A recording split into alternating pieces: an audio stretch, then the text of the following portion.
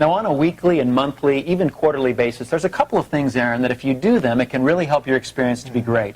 First off, on a weekly basis, we'd encourage you to take a test strip and just check to see that your ACE system is generating between 1 and 3 parts per million of chlorine. Again, if your chlorine levels are higher than that, you can adjust your usage level down. If it's too low, obviously you can adjust it upward.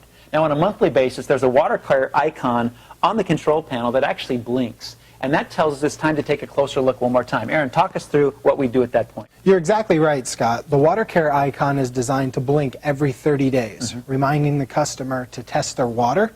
At that point, it's also time to shock the spa using granular chlorine. And that's super easy to do simply by broadcasting the chlorine into the spa and turning on the jets button. Again, we're looking to raise that to 5 parts per million of chlorine. Very simple. Now, Aaron, if the icon continues to blink, there's a reason for that, and that's because every month we need to reset or reconfirm our usage level. Talk to us about that. You're right, Scott. And the way you do that is go into the user level settings, okay? And whatever the current setting is, you want to bump it down a notch and then back up. For example, if it's set on 4, bump it to 3, move it back up to 4, and hit confirm.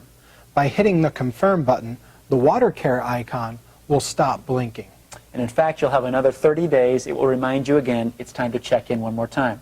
On the other hand, if you do not reconfirm the actual user level setting, the system will adjust itself, Aaron.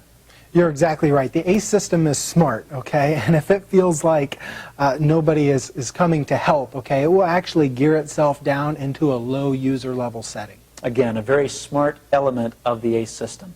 There's one other thing we can give you to extend and actually optimize the performance of your ACE system. On a quarterly basis, we recommend that you consider cleaning your cell. Talk to us about that.